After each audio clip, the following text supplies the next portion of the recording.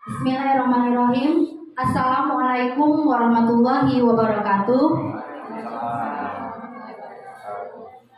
Pertama-tama marilah kita panjatkan puji syukur kehadirat Allah Subhanahu wa taala yang mana pada hari ini kita masih diberikan kenikmatan, yaitu nikmat sehat dan nikmat sempat, sehingga kita masih bisa melaksanakan tugas kita atau kebiasaan kita sehari-hari sebagaimana mestinya. Salawat beriring salam selalu terlimpah curahkan kepada junjungan kita Nabi besar Muhammad Sallallahu Alaihi Wasallam yang kita nantikan syafaatnya di yaumil akhir kelak. Bapak Ibu sekalian, pertama-tama saya haturkan terima kasih yang sebesar-besarnya atas kesediaan Bapak Ibu semua yang telah meluangkan sedikit waktu untuk membantu saya dalam menyelesaikan salah satu tugas saya di calon guru penggerak ini. Pada kesempatan kali ini, saya akan mengimbaskan atau menstimulus apa yang telah saya dapatkan pada program guru penggerak ini, yaitu tentang budaya positif.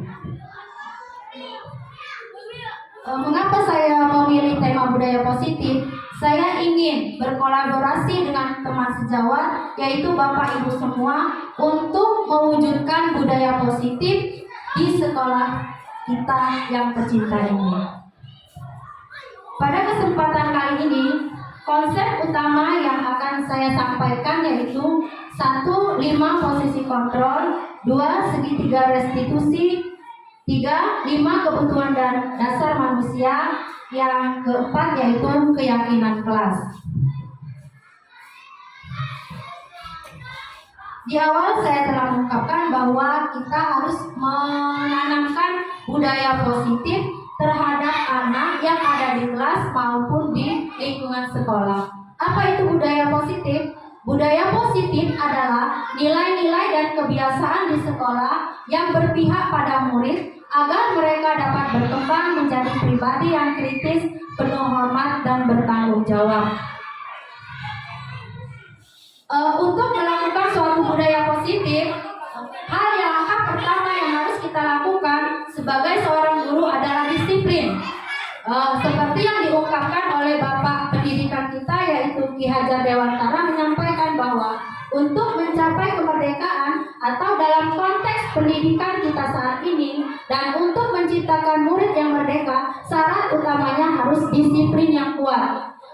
Disiplin yang dimaksudkan di sini adalah disiplin diri yang memiliki motivasi internal. Maka kita memerlukan pihak lain untuk mendisiplinkan kita.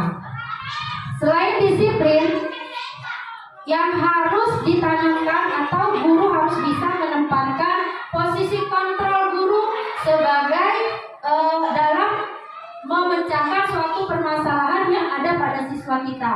Dalam hal ini ada 5 posisi kontrol guru yang biasanya dilakukan oleh guru ketika menemui anaknya yang melakukan kesalahan atau permasalahan. Yang pertama yaitu adalah posisi kontrol sebagai penghukum. Yang kedua adalah posisi kontrol sebagai pembuat merasa bersalah. Yang ketiga adalah posisi kontrol sebagai teman, posisi kontrol sebagai pemantau, dan posisi kontrol sebagai manajer. Posisi kontrol sebagai penghukum, di mana di sini guru akan memberikan suatu hukuman ketika anak-anaknya melakukan kesalahan atau permasalahan. Biasanya yang dilakukan oleh seorang guru pada posisi kontrol ini, kontrol penghukum ini, yaitu mengeluarkan kata-kata yang kasar terhadap siswanya, menghardik, menyindir, bahkan menyudutkan anak. Misalnya ketika anak melakukan kesalahan datang terlambat sekolah, ya sudah sana, silakan kalian berkeliling lapangan sebanyak 10 kali. Nah, posisi kontrol yang seperti ini, apa dampaknya terhadap anak? Dampaknya terhadap anak akan merasa dendam kepada guru tersebut. Akhirnya ketika anak menerima pembelajaran di kelas, dia tidak akan fokus karena teringat selalu kata-kata yang telah diucapkan oleh gurunya tadi, atau hukuman yang telah diperbuat oleh anak tersebut untuk melakukan, yaitu berkeliling lapangan sebanyak 10 kali tadi. Pada posisi kontrol ini tidak akan memberikan efek jerah yang lama, ya, atau mereka pasti akan mengulanginya kembali kesalahan yang sama ya pada posisi kontrol yang penghukum ini. Yang kedua adalah posisi kontrol pembuat merasa bersalah, di mana berbeda dengan penghukum ya. Di sini memang guru mengeluarkan kata-kata yang lembut, cuma kata-kata tersebut membuat siswanya merasa bersalah. Seperti apa yang dikatakan oleh guru? Kamu lagi nak yang datang terlambat. Apa kamu tidak kasihan sama ibu? Ya, ibu malu loh dengan kepala sekolah. Seolah-olah ibu tidak memberikan perhatian kepada kamu, memberikan pendidikan kepada kamu agar bisa disiplin. Nah, dari kata-kata guru yang seperti itu akan membuat siswa itu merasa bersalah. Bagaimana dampaknya dengan pembelajaran? Anak-anak akan terus terpikir ya dengan yang apa yang dikatakan oleh guru. Mereka akan terus merasa bersalah. Kemudian posisi sebagai teman. Posisi kontrol sebagai teman ini ketika anak melakukan kesalahan atau permasalahan, guru menyelesaikannya dengan murid itu bagaimana kita lihat dengan seolah-olah seperti teman. Ya, kamu nak datang terlambat. Ibu tahu kan kamu orangnya hebat. Kenapa sih kok kamu datang terlambat? Jadi di sini anak akan merasa nyaman dengan guru tersebut. Cuma mempunyai juga suatu dampak sehingga dia akan selalu mengidolakan satu guru saja. Ya, sedangkan dengan guru yang lain anak-anak itu akan mungkin merasa acuh karena dia saya senang karena ibu itu dekat dengan saya, bisa curhat, bisa ngobrol dengan akrab seperti itu. Kemudian yang ketiga adalah posisi sebagai pemantau. Posisi kontrol sebagai pemantau ini biasanya dia konsekuensi dengan suatu peraturan yang ada di sekolah. Contoh pada kasus kejadian misalnya anak terlambat datang ke sekolah.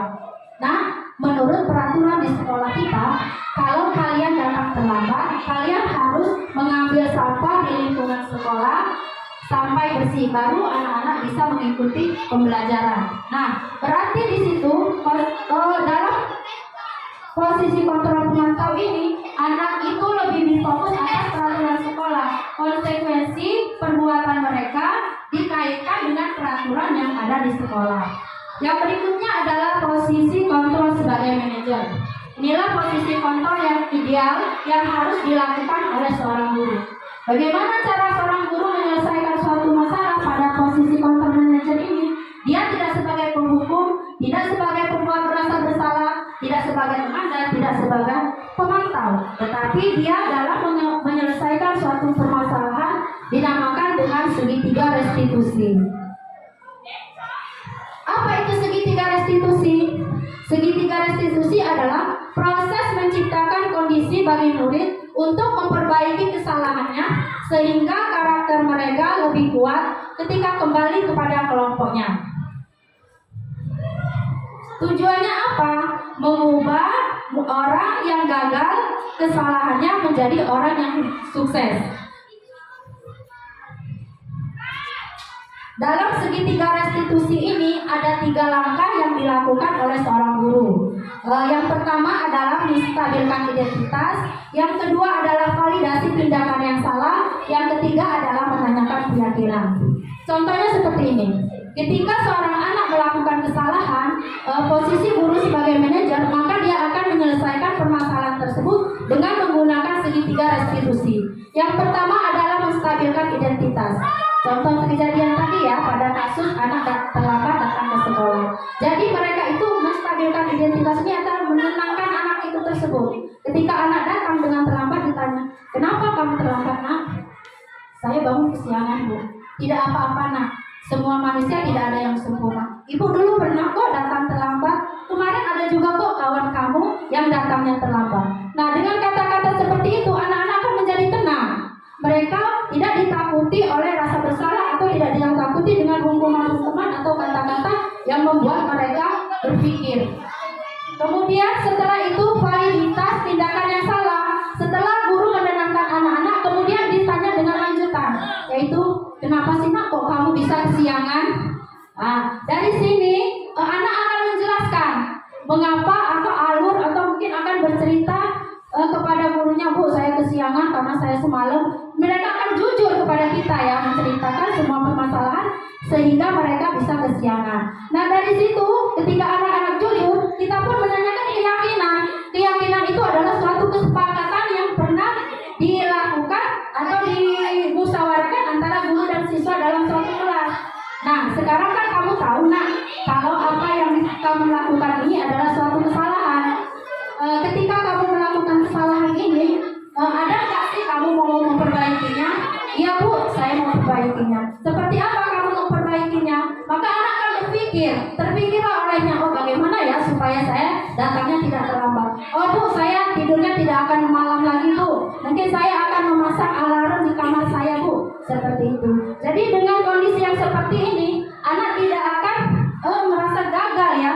Ketika mereka menerima pembelajaran, tidak ada pikiran-pikiran yang menggantunggi dirinya terhadap kata-kata yang diucapkan oleh seorang guru. Anak akan merasa tenang, merasa senang karena dia tidak dihukum oleh gurunya. Di sini makanya kita sebagai seorang guru bisa menerapkan ketika anak mempunyai permasalahan, kita harus dengan menggunakan segitiga restitusi ini. Kemudian Bapak Ibu, bahwa mengapa anak-anak itu melakukan kesalahan, di sini menjadi pertanyaan besar bagi kita.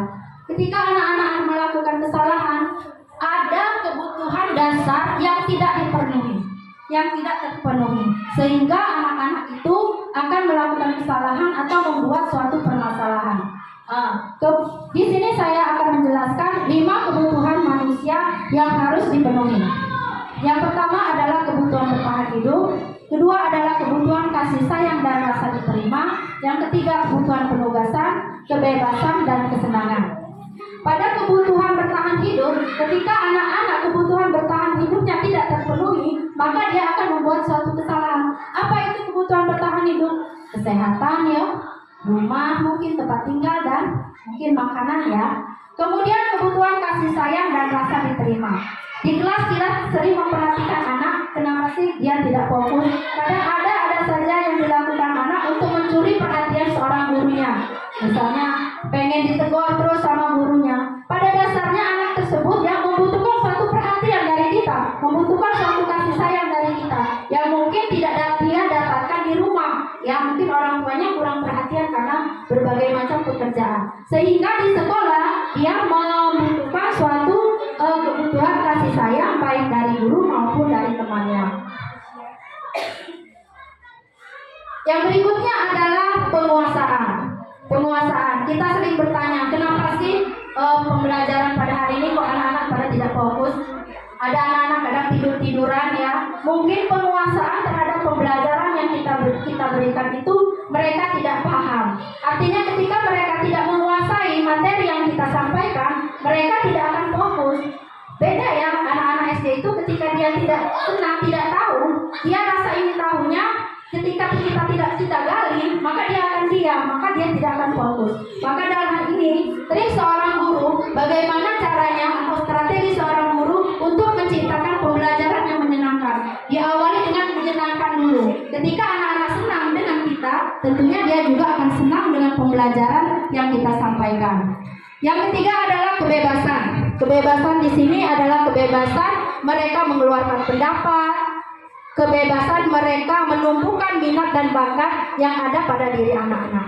Perlu Bapak Ibu ketahui bahwa kebebasan ini adalah dalam menumbuhkan minat dan bakat anak itu perlu kita tuntun, karena tugas sebagai seorang guru adalah menuntun dalam menumbuhkan minat dan bakat anak sehingga dapat membentuk suatu karakter atau pribadi anak yang baik.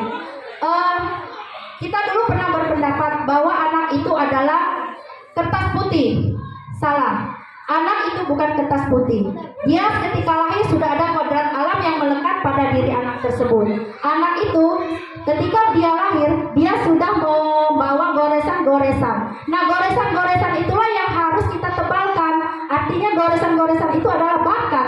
Anak itu telah membawa bakat dari sejak lahirnya. Nah, disinilah tugas guru untuk menebalkan bakat ini. Jadi kita jangan memaksakan anak untuk memahami apa yang kita sampaikan, tapi justru kita harus memahami anak ini sebenarnya apa sih bakat mereka ini, itu yang harus dikembangkan. Ketika anak hobi pelajaran olahraga, berarti kita harus menggali bagaimana supaya anak ini dalam pembelajaran, misalnya bola volinya mereka bagus, kita ajarkan tekniknya dan lain sebagainya. Begitu juga pembelajaran matematika. Ketika anak senang dengan pembelajaran itu yang terus kita gali, sehingga akan tumbuh suatu minat dan bakat dari anak tersebut.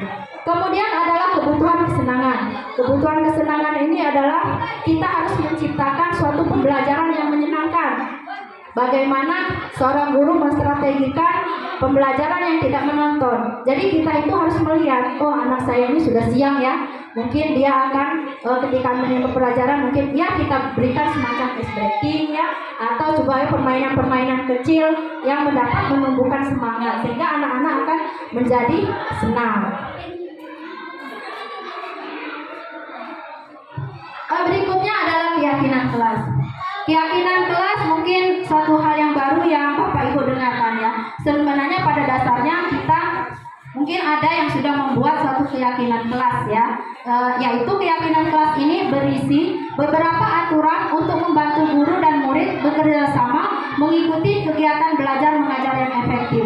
Artinya di sini ketika tahun ajaran baru ya, Bapak dan Ibu beserta siswa yang ada di kelasnya membuat suatu keyakinan kelas atau suatu aturan yang nantinya ingin anak-anak itu sebenarnya dalam keadaan kelas itu ingin seperti apa, kelas seperti apa yang dimimpikan oleh anak-anak tersebut.